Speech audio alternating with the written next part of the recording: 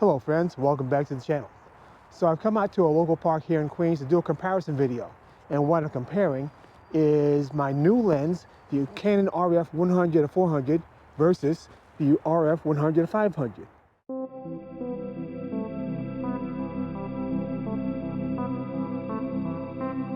Now I already owned the 100-500 and I just bought the 100-400. And you may ask, well, why did I do that? Because it mirrors much of the same range. It's slower, it's not weather sealed. So why did I buy it?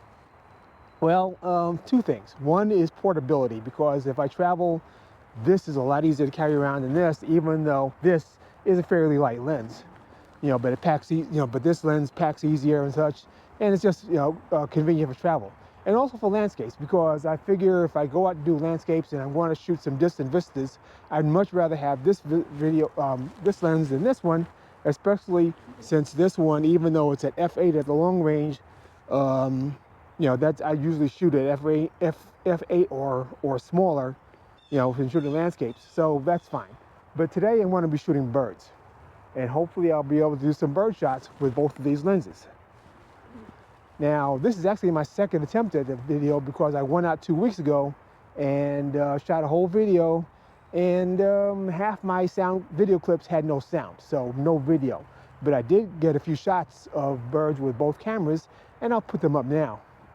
But while you're looking at that, I'm going to get off and start looking for some birds around here.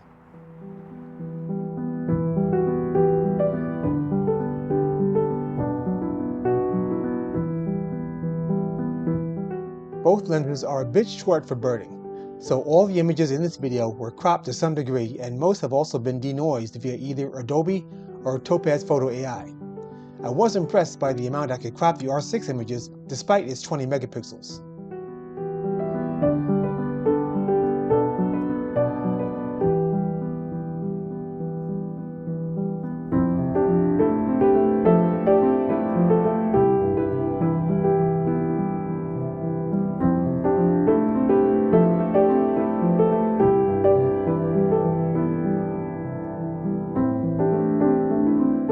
Now I'm kind of fortunate today because it's fairly mild and there seem to be a good amount of birds around. On the other hand, the light's not very good and it's going to get worse. So I've got maybe 3 or 4 hours to get some good captures with my camera and both cameras. Actually, I have the 100-400 mounted on my R5 because since it's shorter, I want to be able to crop more. And the 100-500 is on the R6. So that's my setup for now, and we'll see what's going on. I'm in the middle of the woods now, and there seem to be a lot of birds around, judging from the calls that I'm hearing, but I'm not seeing anything. So what I'm going to do, rather than walk around and just hunt for birds, I'm going to let the birds come to me by parking myself right over here and putting on a new piece of equipment, which I'm going to demonstrate right now. Behold my new ghillie suit. Frankly, I feel rather foolish wearing it, but on the other hand, if it's going to camouflage me from birds, so much the better. So I found a log I'm going to sit down on here, and so hopefully some birds will show up so I don't look too foolish for too long. All right, so far I've been sitting here about 20 minutes, haven't seen a thing. The birds that were singing, there was a cardinal, but it moved away. I haven't seen any birds at all, so I'm going to move and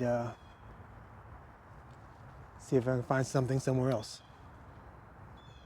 Well, I may strike out on birds today, but I'm going to do some comparison shooting of something. Like right now, there's a nice branch overhanging the pond that I'm looking at, and it's kind of interesting. Anyway, at least it'll make an interesting composition. So I'm going to shoot it I guess I've gone down to about 100 millimeters.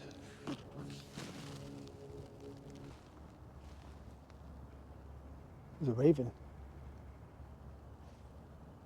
Well, anyway, just to make it even, I'm going to take this shot at 1/200th of a second, f6.3, ISO 400.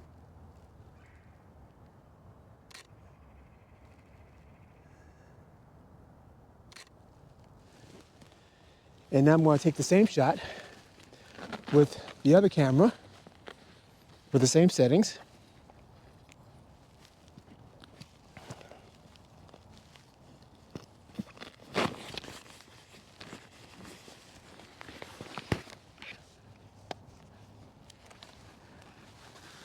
So let's see here, I was zoomed out to about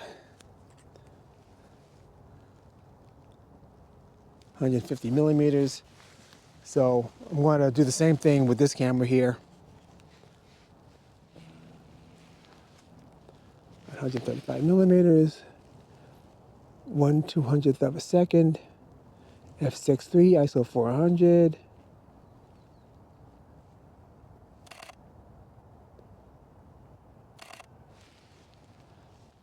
And we'll see how that looks. Meanwhile, no birds at all.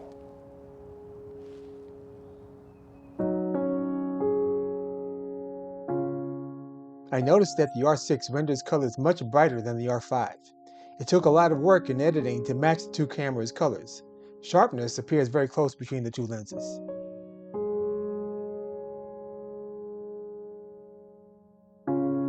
Well, I suppose that I'm fortunate that robins are pretty approachable, so I just got a shot of a robin with both cameras. I'll put the shots up now. I'm a little disappointed with the relative lack of migratory birds. What the heck is that singing over there? Oh, it's the cardinal. There's a cardinal in the bush over there. I couldn't get a shot of it, but now it's singing. I suppose I should try and go back and get it.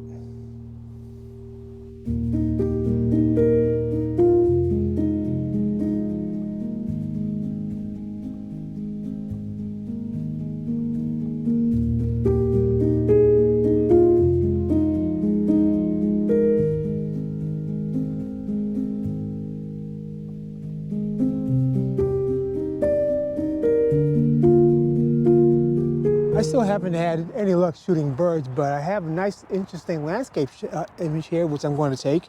I switched lenses from on my R5 from the 100 to 400 to the 24 to 105. It's the only other lens I bought, but it's a good thing I bought it. So basically, I have a field here of some kind of asters just before the pine forest, which is kind of flooded. So this looks like an interesting shot. I just got to line it up where I want to eliminate the sky, maximize the flowers. So right about there.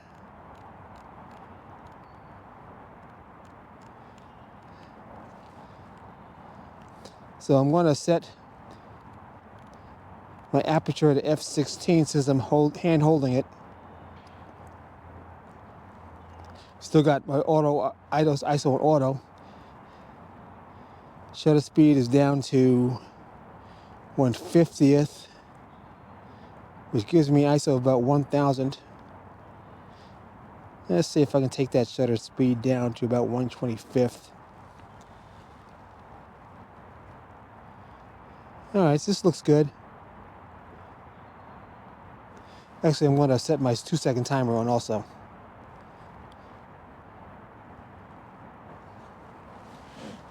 I'll have to remember to turn that off later. So here we go.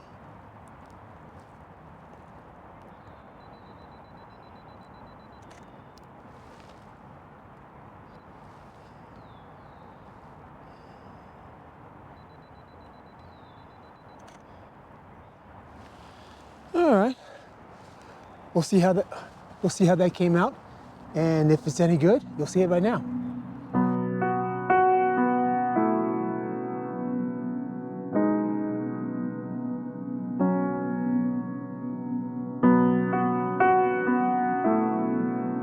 All right, so I've moved forward just a bit to capture some more of these flowers, more of the reflections of the trees. Just got to figure out where to aim.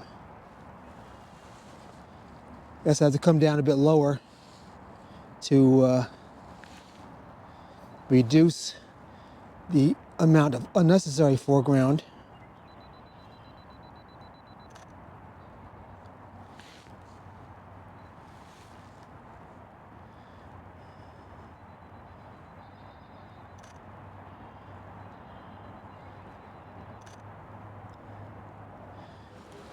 So now I've moved my aperture up to, or down, however you want to say it, to f5, just to see what difference that makes. It puts my aperture at, well, aperture is still at f5, shutter speed is 1/80th, and my shutter speed, my ISO is 1/60th. And that actually might not be too bad.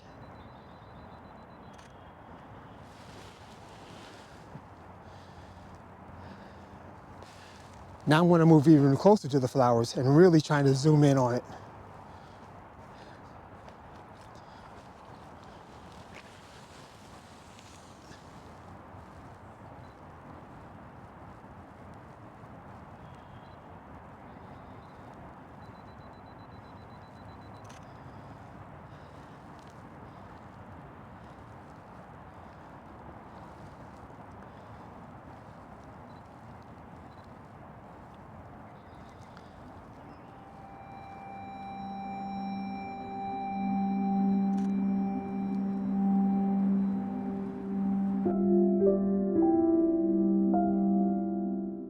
I took a number of exposures, so my final settings were not as I described. Which of these flower images do you prefer? Let me know in the comments.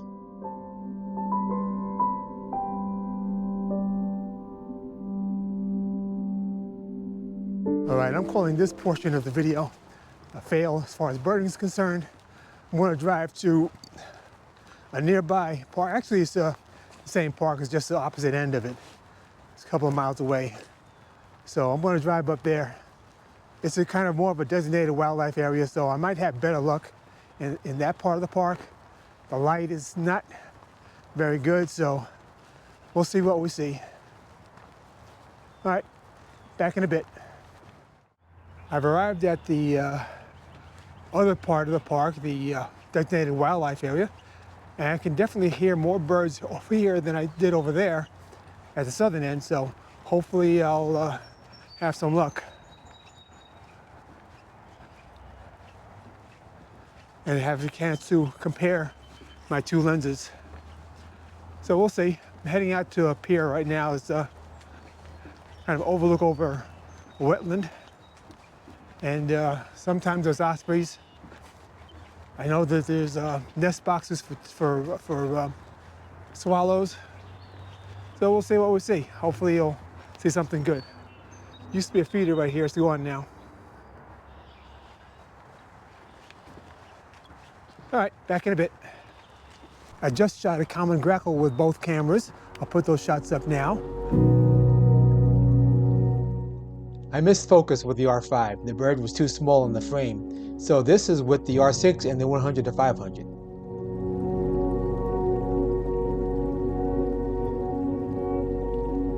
I'm going to come out here to the end of the pier and see what else I can see. Oh, there's a red-winged blackbird. And there goes the red-winged blackbird.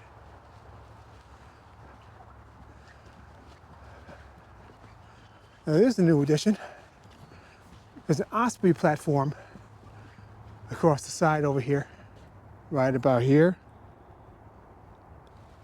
It wasn't there last time I was here, which was a couple of years ago. This area is basically a salt marsh. And I hang out here for a bit and then walk in the woods and see what I see. All right, I just captured a mourning dove with both cameras. Not a great shot because, you know, the bird is up high in the tree, so I got a bum shot. But again, the point of this is to show or compare the two cameras, the R6 with the 100 to 500 versus the R5 with the 100 to 400. I'll put those both shots up now, and then I'm going to continue on. Not going to be much longer.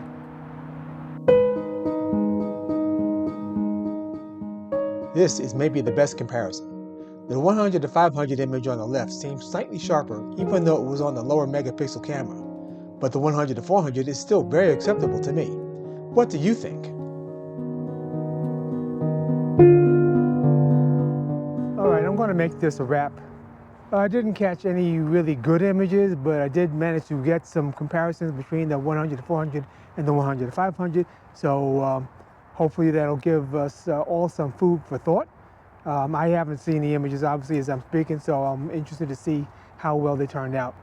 I hope you've enjoyed this little adventure, and if you want to see more, please click on the link on the subscription button if you're not already subscribed. Hit the notification bell so right down in there so that the next time I upload, you'll see it right away. And also, if you happen to be interested in any of my gear or any other gear, I have affiliate links below in the description, where if you go on Amazon and make a qualifying purchase, I get a little commission that helps grow the channel. Doesn't cost you anything more, and I really appreciate it. So thanks again, and I'll see you next time. Bye.